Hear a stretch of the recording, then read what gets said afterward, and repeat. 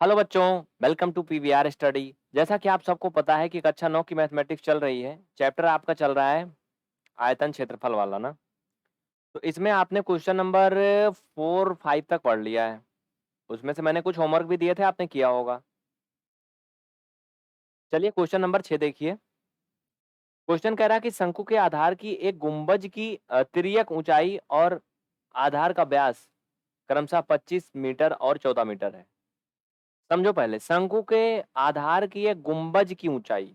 आपने सुना होगा मंदिर का गुंबज बहुत अच्छा बन रहा है। अगर आप यूपी से हैं तो आपने न्यूज वगैरह में देखा होगा कि प्रभु श्री रामचंद्र जी का जो मंदिर बन रहा है अयोध्या में, उसका गुंबज जो है बहुत विशालकाय होगा। गुंबज का मतलब जो ऊपर ही सिरा होता है, ऐसे गोला गोला होता है, फिर उसमें झंडा लगता है। मंदिर में आपने देखा होगा ऊपर ना। तो वैसे शंकु के आधार की एक गुंबज की तिर्यक ऊंचाई, वास्तव में जो शंकु का आधार होता है, बेस ना, उस पे गुंबज होता है। गुंबज का मतलब कैसे, देखो। पहले तो इधर साइड में आप देख लीजिए क्वेश्चन, इसको मैं इंग्लिश में भी बताऊंगा अभी। आप टेंशन मत लीजिएगा, बस थोड़ा सब्र रखिए। ये गोला गोला बन रहा है ना, ये इसी को एक प्रकार से गुंबज बोल रहा है। ये थोड़ा छोटा बड़ा लाइन है इसलिए ऐसा दिख रहा है, बाकी ठीक है।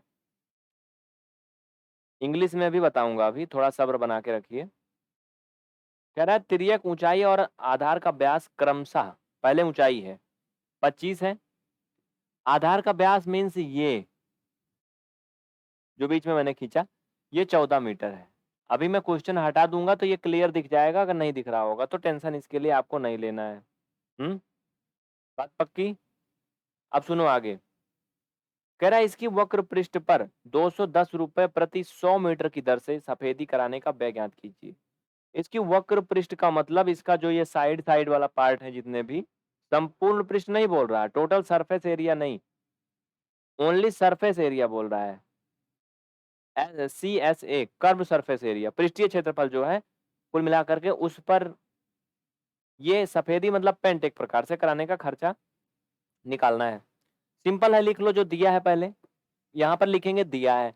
पहले क्वेश्चन का मैं इंग्लिश में पढ़ देता हूं, मैंने कहा था ना इंग्लिश सुन लो।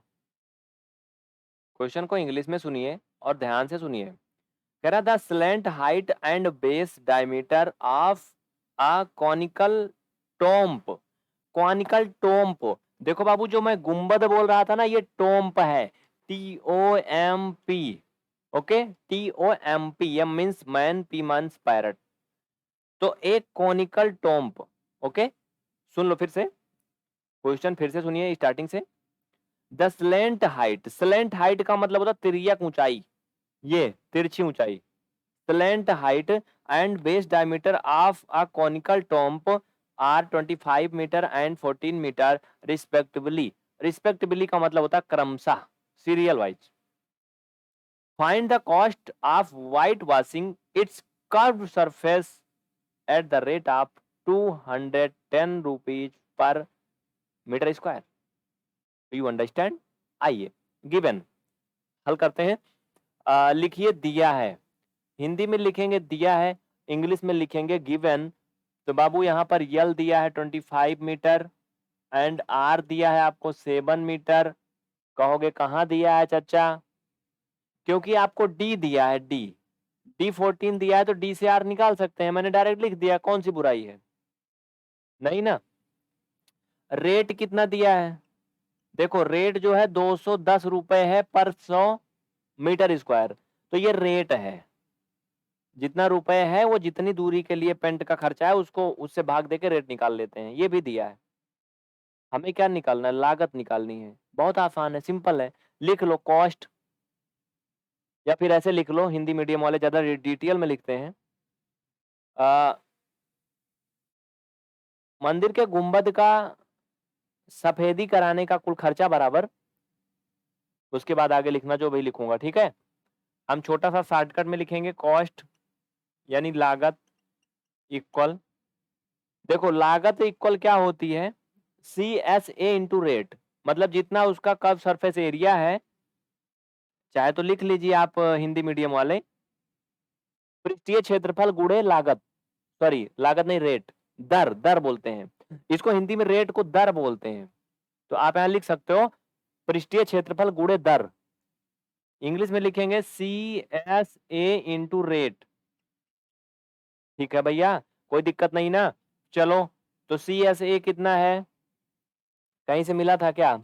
नहीं। शंकु यानी कौन का CSA पाई RL होता है इंटू रेट जो है 210/100, पहले से दिया है, रख देंगे। मान रखोगे 22/7 इंटू R का मान 7, यल का मान 25 गुणे 210/100। इनको हल कर लेंगे, 7 से 7 कट जाएगा, 25 से ये कटेगा, 25 चौका 100। अब ये जो भी कट पिट रहा है काट पीट लो फटाफट, कुछ कटेगा क्या? इसके बाद हम ऊपर हल करेंगे, ठीक है? समझ रहे हो कि नहीं भाई? चलो, अब इनको हम एक काम कर सकते हैं, वो क्या कर सकते हैं, अगर आप ध्यान दो, इनका गुणा करेंगे।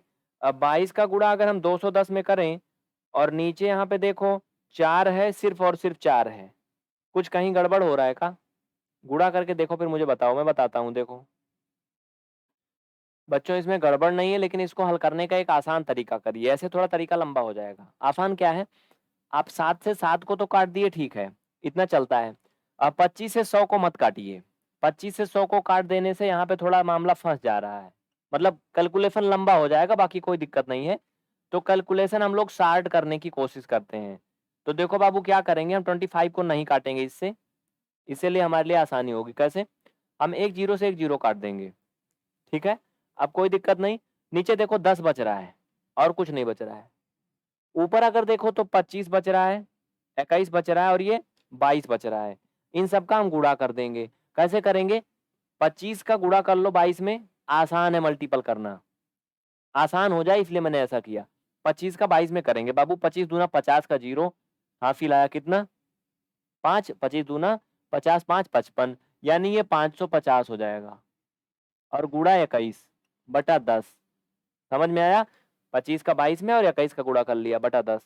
इनको गुणा कर लीजिए आप, 1500 कुछ आएगा, कितना आएगा भाई? 21 का जीरो में पढ़ोगे जीरो, 21 पंचे 105, करके देखो 11,000 लगभग समथिंग आएगा, 11,550 करके देखो, 11,550/10, भाई जीरो से जीरो कट गया, यानी 1155 रुपया आएगा खर्चा, ठीक है, बराबर कितना आएगा? 1155 रुपया, यानी उसका खर्चा सफेदी कराने का कुल 1155 रुपये आएगा। एनी डाउट किसी को पूछिए फटाफट, जल्दी करिए, आगे बढ़ते हैं, बहुत जल्दी करें, फास्ट।